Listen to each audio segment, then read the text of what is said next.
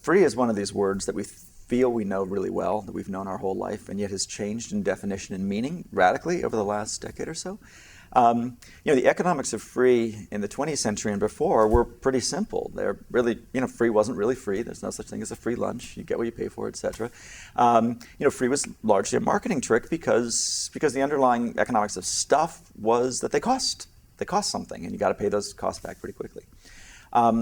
As we moved online, as we moved from the atoms economy to the bits economy, free changed its meaning, and free changed its economic model. And we didn't really focus on how dramatic that change was, but basically the atoms economy, i.e. stuff, is inflationary. Things get more expensive over time. And the bits economy, this is software, digital stuff, is a deflationary economy. Things get cheaper over time. The consequence is that free has gone from, free, in quotes, in the atoms model to really free in the digital model, because the marginal cost of digital products is close to zero and falling by 50% every year. That sort of shift from free as a trick to free as an economic model is largely driving pretty much everything we see online. The internet is a country-sized economy based on free. Google doesn't show up in your credit card bill. Most products and services you experience online are free. And yet, the paradox is companies are able to make a lot of money on this. And so the notion that you can make money on free has been a shocker to many people, although completely self-evident to the millions of people who are actually building companies based on free right now. I'm in the media business.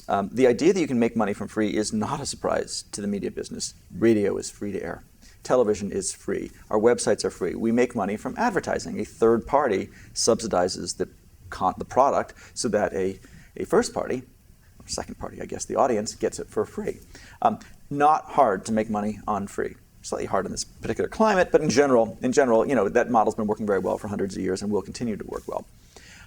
As we move online and as more and more products and services become digital products and services, we're going to use that media model and expand it beyond media. Google's not a media company, but it uses the media model. And then we're going to use a new form of free called freemium. This is free plus premium.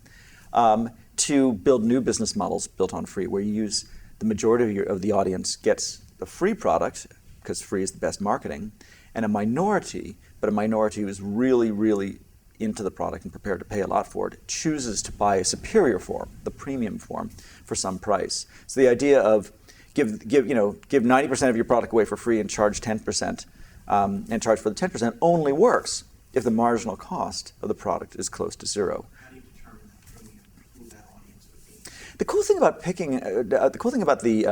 freemium model is that you get to really understand your customers. So what you do is use the free model, and out it goes, and it reaches far and wide. And what you learn from free is who is your market? Who are these people? What do they want? What are the usage patterns? As you watch them use the product, you start to see them differentiate. There's casual users, there's heavy users, there's short-term users, there's long-term users, there's users who care about certain features, there's users who don't care about those features, there's sophisticated and unsophisticated, etc. Once your audience starts to differentiate in the basis of the usage patterns, then you know where to invest for your premium version. It's like, oh, okay, so we have 90% of the users use it, less than a minute a day, and then we have 10% who use it like 3 hours a day.